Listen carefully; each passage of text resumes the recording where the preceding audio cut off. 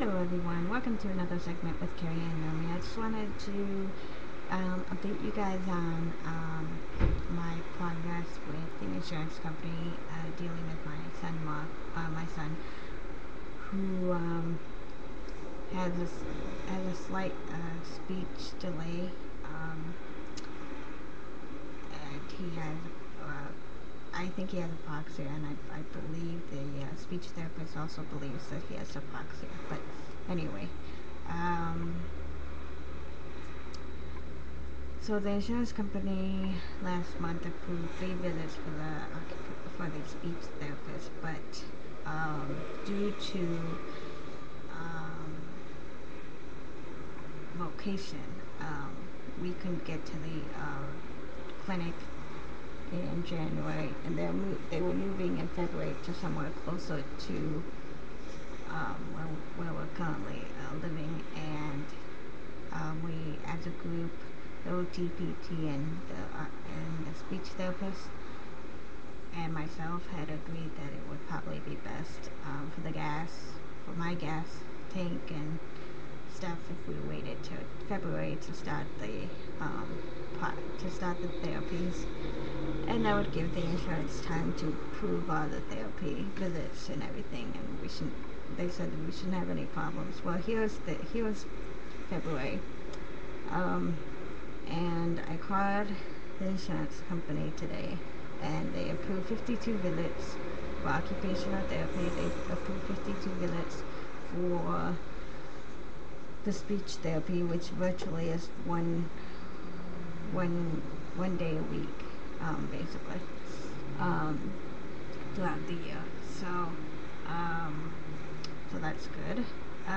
The speech therapy is the insurance company is saying they didn't receive a reauthorization, and the clinic is saying they sent the reauthorization in the middle of January, which would have gave the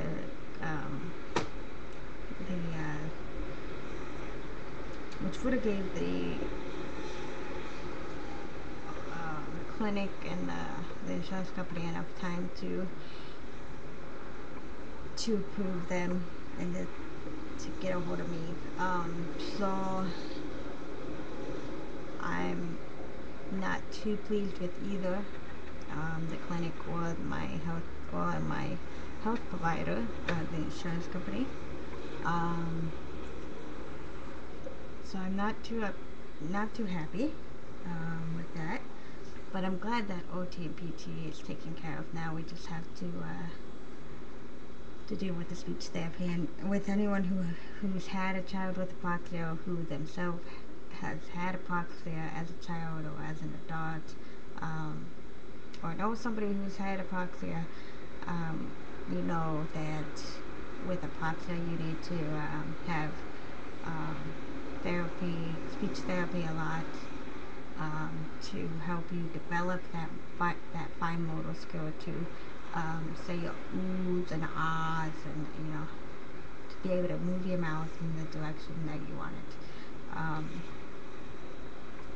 So it's all muscle control basically, and that's what the speech therapist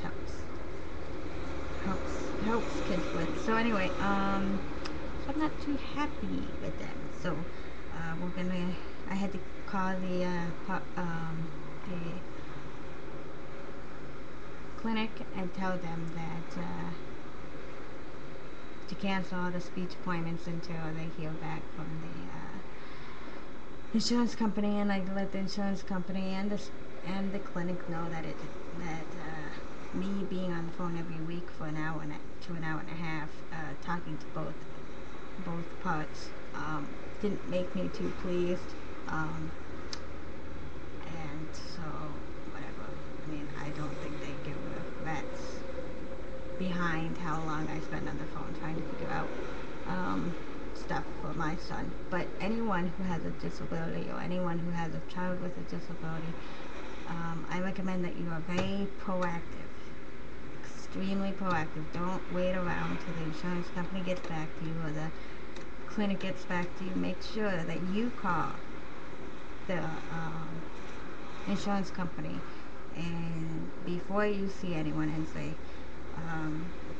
this is what we need to see, this is what my son or daughter needs to be seen for, what is the what are we covered under this policy.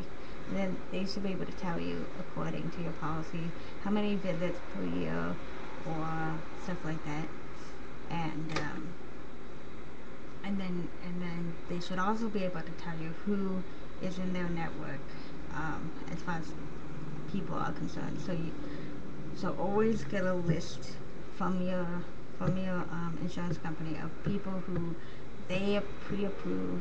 That way you're not seeing somebody who isn't on their list and is out of network, and you're paying a higher premium, and on top of that, they may or may not be covered under your insurance. That would be terrible to have to pay for that kind of therapy by yourself. So always before making any type of appointment for your children, or for yourself for that matter, if you're disabled and you're doing it for yourself, always check with the insurance company. Always. And get a list of people that they pre-approve for that kind of service. So, for instance, if you need to see somebody, a specialist about cerebral palsy, call your insurance company and say, I want to see a specialist for cerebral palsy. First, do I need a referral from my regular doctor? Okay, or if I don't need a referral, or if I need a referral, who can I see that's in network? And then they should give you a list, or mail you out a list or something of people who you can see. Then the next step is to get the phone number for that clinic, and or make an appointment with your internal medicine doctor or regular doctor, and then get them to explain the situation and get them to give you a recommendation. And then call the list of doctors, see who's taking new patients, because sometimes a lot of specialty doctors don't take lots of new patients all year long. So you just have to call at the time, and then call back your insurance and say, this is when I have my doctor appointment, this is who I'm seeing, this is when I'm seeing them, will this visit be covered? And most of the time, doctors will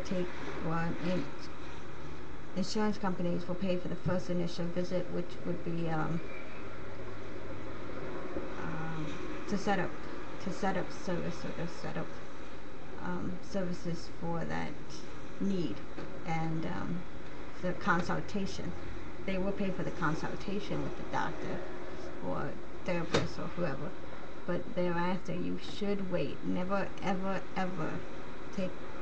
make appointments before you get that approval letter, or that approval not, because if let's say you make appointments and you say, okay, I'm going to see this doctor ABCD these ABCD days, and then let's say you get a letter, because they have up to 30 days to approve or deny your claim or your request. So then you've already had let's just estimate 4 visits with a doctor, once a week or something. By that 30 days, they say, well, this person doesn't really qualify for that service, so we're not really going to give it to them. So then they deny you. Then you have to come up with that money for that service. And most of the time, those specialty services cost, lots and lots of money.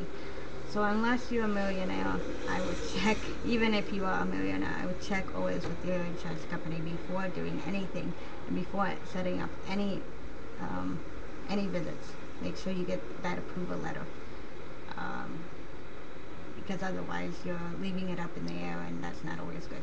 Alright, well, this will end this video. I appreciate you listening, and thanks for listening to my rant about insurance companies and how lovely they are to deal with. Okay, if you're in an insurance company and you work for them, or you own an insurance company and you're watching this video, I hope you learned something.